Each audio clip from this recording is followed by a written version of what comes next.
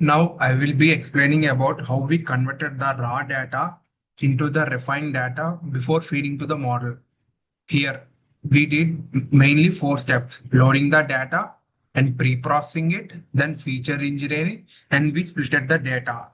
Here, if we observe that after doing the download underscore dataset.py, it will give the raw data. Here, we are loading the raw data as per the format. We can identify the format in the .yaml file of the Leander dataset. Here, the dataset structure is as follows.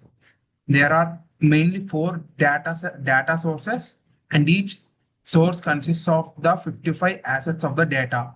Mainly 55 assets are divided into the medium voltage feeder, substation, transformer, and for the solar park measurements and wind parks measurements. This is the same for all the other features of all the other folders also. Here, I have to split the data using the .yaml file. So here I'm loading the data using that for the load, weather, and weather forecast in the same format. These are of the Paraket files format. We are using Paraket here because they are more compressed and occupy less data than the .csv files. And we are simply loading them and merging the files here. After merging, we are for the asset, we are adding the YAML features also. This is required in later pre-processing steps as well. And then we are saving. After saving, we are doing simple analysis on the data for missing values in the data. If there is any missing load values, it will harm or hurt that model training. And then we are checking the timestamp range. Then we are checking for there are any duplicates of timestamps here. And then we are doing some statistical analysis on all the features in the data set. Now, going to the pre-processing. Here, in the pre-processing, we did mainly three things. One is removing certain assets because in the load assets, after checking for missing values, we identified this particular five assets contain missing about 2 months of training data. If we train on these assets, this will hurt our model training. So we have taken necessary steps to remove those assets from the data. And then if any small gaps present in other assets, we are filling them using forward fill and backward fill per asset. Here we are using group by function on the asset ID and the group based on load so that we can do the required steps as follow. And we are adding two particular features. Those are flag outliers. Here we are telling we are adding another particular column which tells if the given load is above the upper limit or lower limit. These particular features are not present in the data set but are taken from the .yaml data file. Here if we observe, each asset consists of the upper limit and lower limit.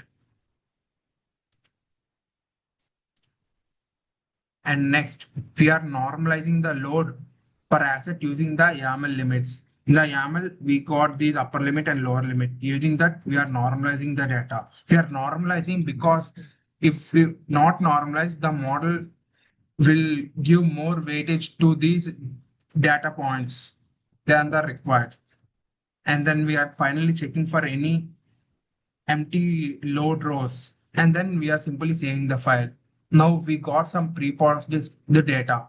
On this, we are doing feature engineering. Here, first, before starting feature engineering, we have to predict three things. One is the load and the solar and the wind.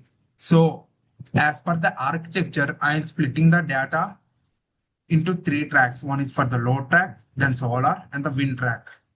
Now, for each track, the main feature engineering things are lagging features, time features, and the cycling encoding and the rolling statistics. These four are mostly the same for all for solar track and for the wind track. So starting with the features. Now the time features here We are taking the timestamp and mentioning at what hour it is. Is it a weekday or the weekend? What month it is? Day of the week. This helps the model in features to identify any patterns using the timestamps. Now the lag features. Please tell about if the current load no, load is this. What is the past load? What is the past 1 hour load? Like that. This helps us to identify any patterns in the data. Now, cyclic encoding. Here, cyclic encoding simply prevents model from treating hour 23 and hour 0 as far apart. Let's say they are 15-minute apart, but the model doesn't know that. So we are elaborately giving them as separate features here. Now, the rolling statistics. Here, in the rolling statistics, we are giving the mean window. This is more like average load of the data for the past 24 hours to the each particular law. These features are common in each other track. If we observe that WinTrack and SolarTrack has the same feature engineering done. Now we are separately adding the separate features for separate tracks for load track and solar track and the wind track. They have separate features, but all features have some common features like the timestamp, asset ID, and group. It doesn't. These two does not change. In the upper limit and lower limit, these five features are unique to the data, and these additional features are added by our feature engineering only. So that is what we are doing in the feature engineering, and we are saving those files as well. Now, finally coming to the splits.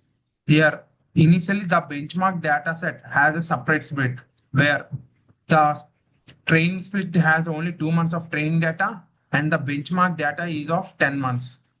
But when we trained on that type of data, our model did not give good performance and it does not able to identify any patterns. So we did not follow the benchmark and we did train and val split where training data contains 10 months and the validation data is on 2 months based on our own intuition about the data analysis. So that is what we did in this. You can check the code here.